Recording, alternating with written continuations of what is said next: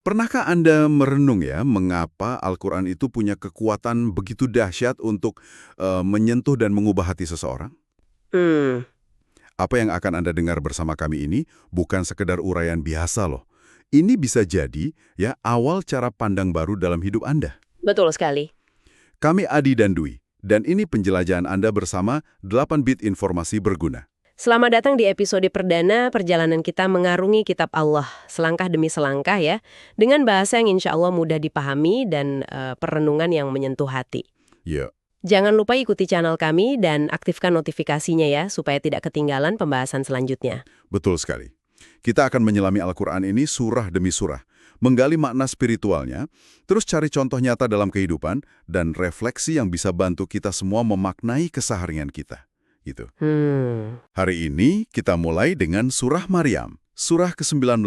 Nah, surah Maryam ini turun di awal periode Mekah, jadi punya tempat yang cukup istimewa. Oh iya, kenapa tuh? Ingat kisah Ja'far bin Abi Thalib yang membacakannya di hadapan Raja Najasyi di Habasyah itu? Oh iya, ingat. Itu kan menunjukkan betapa kuat pesannya sejak awal. Walaupun judulnya tentang Maryam dan Isa, yang kisahnya mengisi kira-kira sepertiga surah ya, tapi awalnya justru menarik, tentang Nabi Zakaria. Wah, menarik ya, mulainya malah dari Zakaria.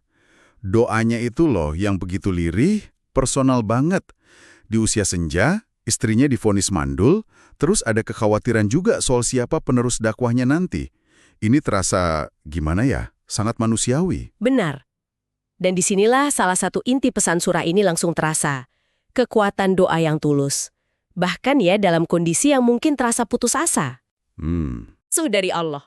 Luar biasa. Keraguan Zakaria itu wajar kan? Tapi jawaban Allah, wah begitu telak, itu mudah bagiku. Ini menegaskan kuasa Allah itu ya melampaui logika kita sebagai manusia. Iya, betul. Dan sosok Yahya yang digambarkan itu luar biasa ya. Teguh pada kitab, penuh hikmah sejak kecil, penyayang, suci, bertakwa, berbakti, komplit banget. Nah, terus alurnya pindah ke Maryam. Apa nih benang merahnya antara Zakaria dan Maryam ini? Keduanya itu contoh nyata bagaimana kehendak dan rahmat Allah bekerja di luar nalar kita gitu. Maryam yang mengasingkan diri untuk ibadah, tiba-tiba didatangi malaikat dalam wujud manusia sempurna. Wow. Membawa kabar akan melahirkan putra yang suci. Padahal ya beliau seorang perawan.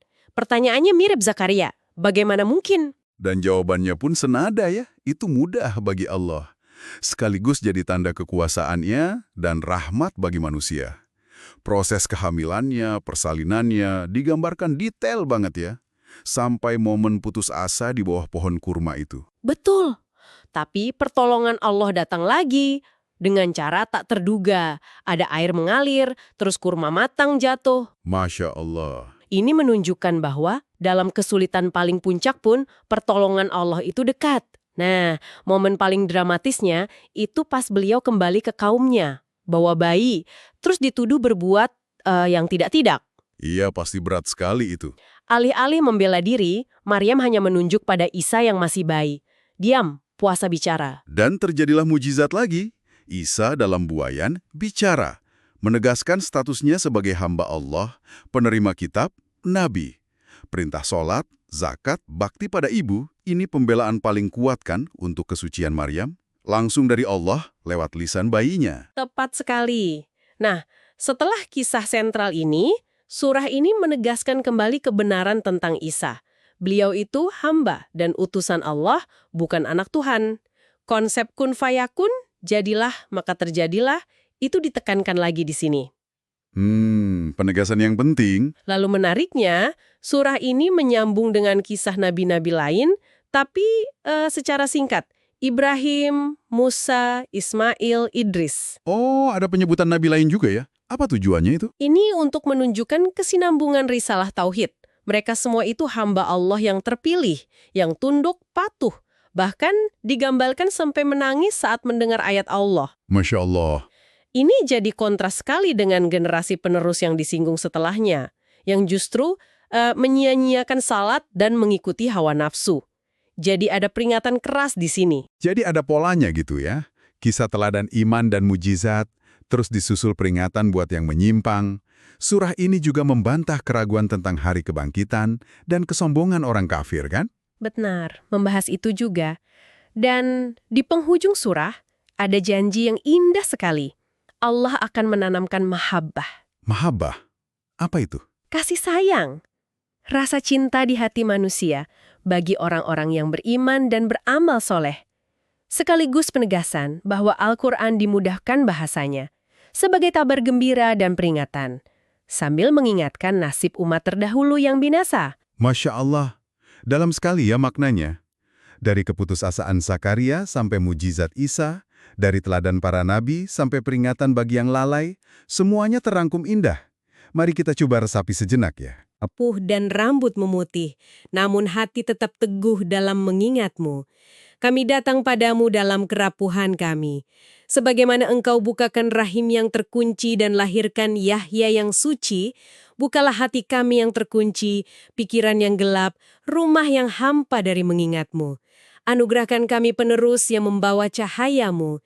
Jangan biarkan kami berputus asa dari rahmatmu, karena engkaulah yang menumbuhkan buah dari kayu kering dan kehidupan dari rahim yang dianggap mustahil. Limpahkan kami rasa syukur dan jadikan kami penyampai rahmatmu ke generasi berikutnya. Amin. Amin ya robbal alamin. Ringkasan surah dan poin-poin penting bisa Anda temukan di deskripsi penjelajahan kita kali ini ya. Semoga ini menjadi awal cahaya dan kebaikan bagi kita semua yang mendengarkan. Mari kita mulai perjalanan kita melalui surah yang diberkahi ini. Dan mungkin ada pertanyaan untuk kita renungkan bersama. Jika Allah bisa menghadirkan kehidupan dari kemustahilan seperti rahim Maryam atau usia Zakaria, kemustahilan apa dalam hidup Anda yang perlu Anda bawa dalam doa yang lebih tulus lagi?